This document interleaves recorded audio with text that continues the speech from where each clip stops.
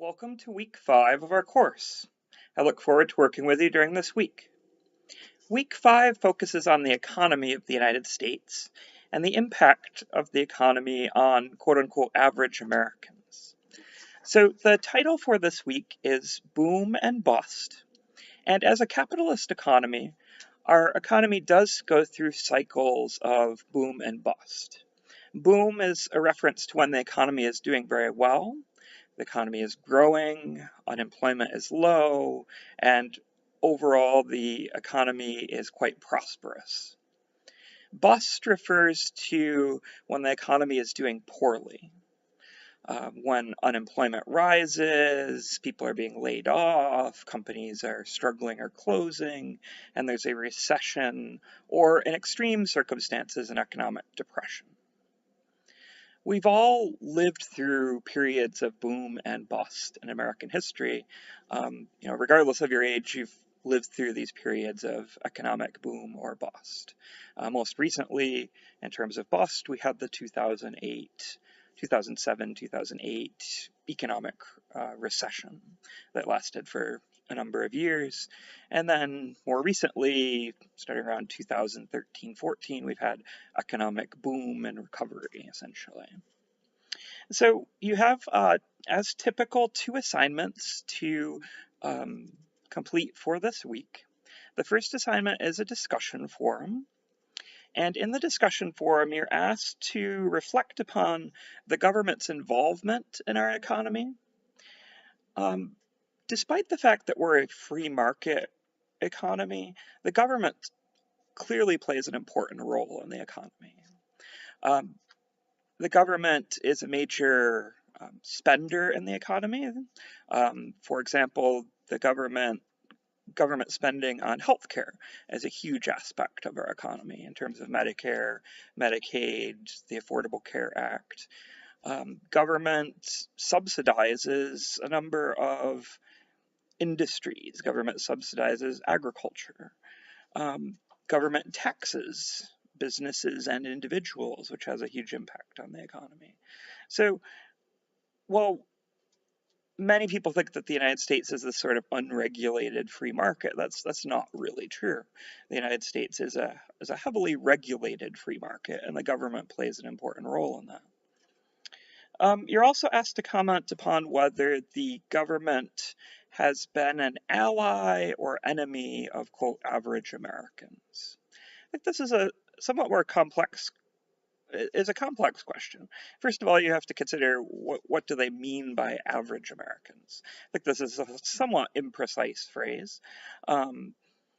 Americans are quite diverse economically, quite diverse geographically, ethnically. So I think what this question is driving at is average Americans in terms of, say, working class to middle income Americans. So I think what the question is referencing is what impact does the economy, does government action have upon, say, working to middle class Americans, individuals who aren't incredibly wealthy.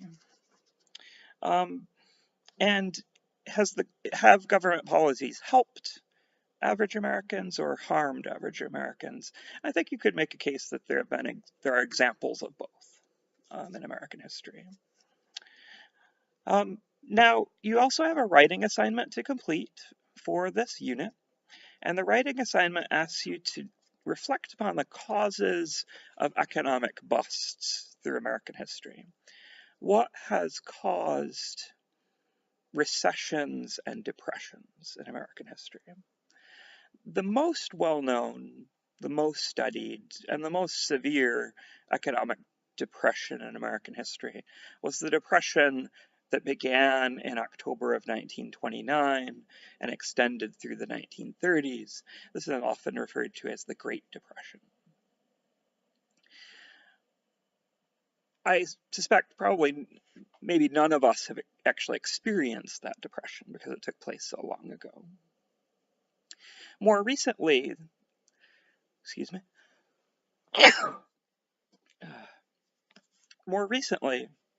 and something we've likely all experienced, is the Great Recession.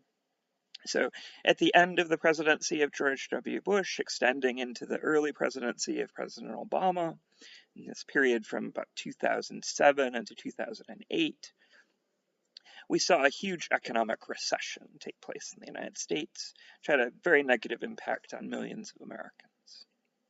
Many people lost their jobs, and there are some parallels between the Great Depression of the 30s and the Great Recession of the of the 2000s. So I think these two would be interesting to look at because there are some common causes between the Great Depression and the Great Recession, in spite of the fact that they took place, 80 years apart, 70, 80 years apart. There were some common causes between these two events that I think are interesting to consider.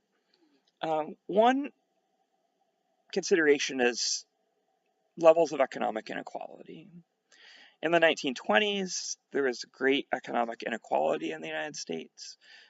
A small percentage of people were incredibly wealthy. Many people were very poor. In the lead up to the Great Recession, that was also true. There was growing economic inequality before the Great Recession struck. You can consider consumer demand. Do people have the ability to purchase goods and services?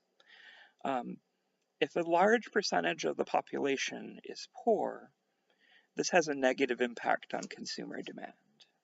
Consumers may want goods, but they lack the ability to purchase goods and services. And when consumers lack the ability to purchase goods and services, it's very difficult for businesses to be prosperous.